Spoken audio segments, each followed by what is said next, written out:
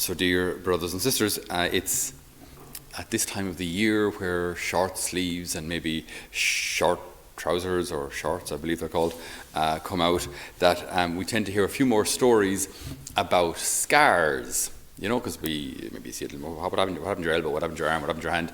And scars have stories. They always have stories attached to them, you know. So there's someone I know who got a belt of a golf driver in the forehead from their brother. So that's a story. Well, it's a scar and a story.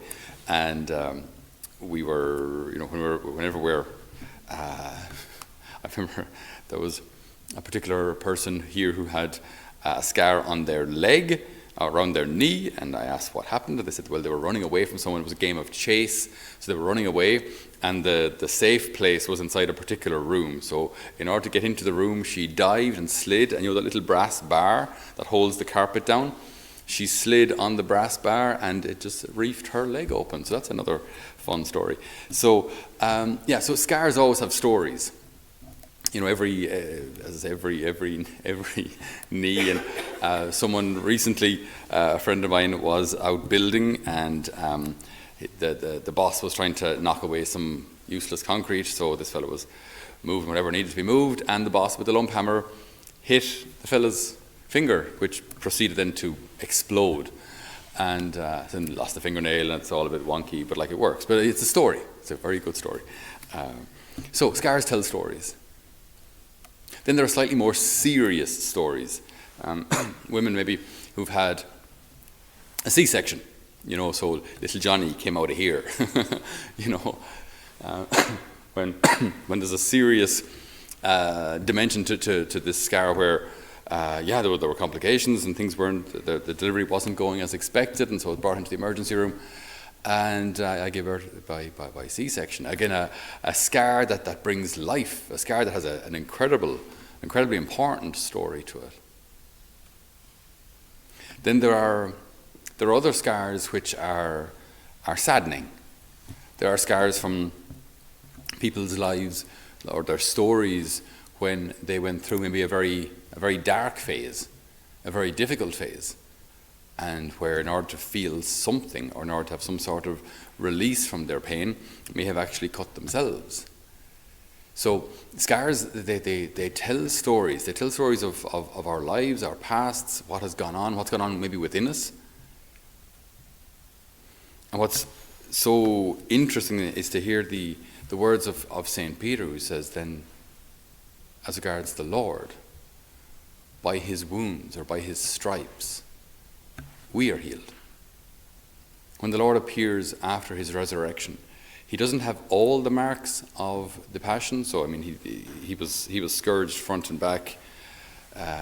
He would have been practically unrecognizable. But when people see him, they don't see him covered in blood with swollen eyes from all the blows he would have received, and they don't see any of that. But they do see the wounds in his hands, his side, and his feet.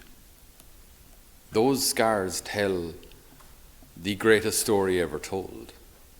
Those scars tell us the story of how we're loved.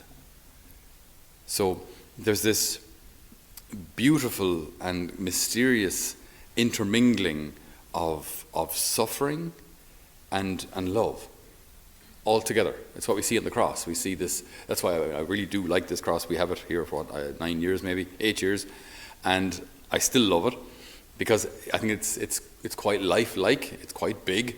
It's quite an evident feature here in the chapel. But I think it tells the story of love and sacrifice so eloquently without saying a word. This is your value. This is what you're worth. This is what God paid for you to get you into heaven. So when we think of that, and then we think of today's gospel, I give you a new commandment. Love one another as I have loved you. And that second part is so important, because in today's world we hear a lot about love. There's even an expression amongst the LGBT community that love is love. And their understanding of that is, once there is love present, you can do what you want, or you can love whoever you want, however you want, same gender or other gender, older, younger, man, woman, it makes no difference. Once there's love, it's all good. But that's a misinterpretation of what love is. Because the Lord here says very clearly, he wants us to love one another. How? Just with feelings and sentiments and attraction and maybe even lust? Is it like when you feel attracted to someone, that's love, is it? No. I mean, if we think about it logically, of course that can't be love. I mean, it might be a phase of love, or I mean, it's an important initial stage that the person who now hopefully is your wife or your dear husband, at one point you found them really attractive. Hopefully you still do. That can happen too. Some people age like a fine wine. Others age like yogurt. So hopefully, yeah, you find them attractive. Great, wonderful, fantastic. But it's illogical. It makes no sense at all to say, a person that I feel attracted to, that's love. Not necessarily, no. Because if that was the case, marriage would be absolutely ridiculous and pointless. Because there will inevitably come a phase in your marriage where you might see a member of the opposite sex to you who is actually marginally more attractive than your wife. It may actually happen. So what do you do? Say, love, it's been amazing. It's been the best 6 months of my life. So, but there's this new girl at work and she's really nice. So, cheers. You know, like that's, I mean, if we think love is whoever I'm attracted to, that's just ridiculous. That's, I mean, it makes no sense whatsoever. Also, even as regards your own children, I mean, there are days when your children will drive you bananas. Do you know what I mean? Like, especially people who love to have like a pristine house, and then they come home, and the kids are after finding the crayons, and there they are on the walls going, "This is Mammy, and this is Daddy," with the crayons on your lovely newly painted wall, and they'll drive you bananas. And in that moment, you won't be feeling this gushing sense of, I'm so proud of their artistic abilities. Look at them, and see how they spread their clothes across the living room with such freedom. And, you know, am I impressed at their artistic expressions? Or would you just hang up your coat? I've told you 15 times at least today, hang up. You know, so your kids will drive you bananas. So if we say, like, love is where our feelings bring us, and that those gushing feelings of attraction and satisfaction, rubbish. Absolute bonkers rubbish is what it is. And it's what's driving our world mad.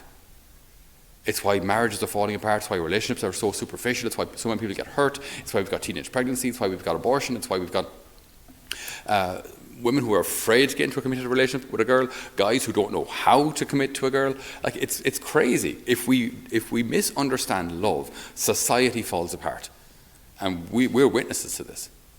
So what does Jesus say? He doesn't say, love one another according to the feelings, sentiments, and desires of your heart. No. He says, love one another as I have loved you. And how did he love us?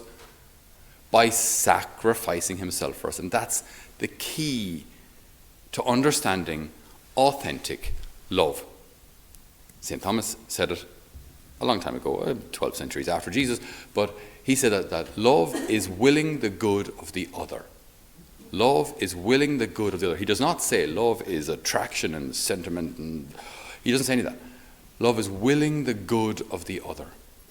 So this is how Jesus wants us to love, to will the good of the other, and maybe even to prove that by self-sacrifice. And that's how we recognize love. That's what a marriage, authentic marriage, looks like. Because I love you, I sacrifice myself for you. Because you love me, I accept your gift of self-sacrifice. Because I'm a parent, I love my children by sacrificing myself for them. And God willing, they will do the same in time. And that starts to make sense. That's what holds a family together. That's what holds a marriage together. That's what holds any relationship together. Even friendship. I care about you, I love you so much, I will sacrifice myself for you. Love one another as I have loved you. The Lord's scars tell a story. They tell the story of our value. And they tell the story of how to love. They give us the key to renewing our society, even to renewing our church. They give us the key to happiness. So we ask the Lord today to renew us in his love, to teach us how to love, and to grant us eyes to recognize the new experiences, the new opportunities to love that he will present to us today. Amen.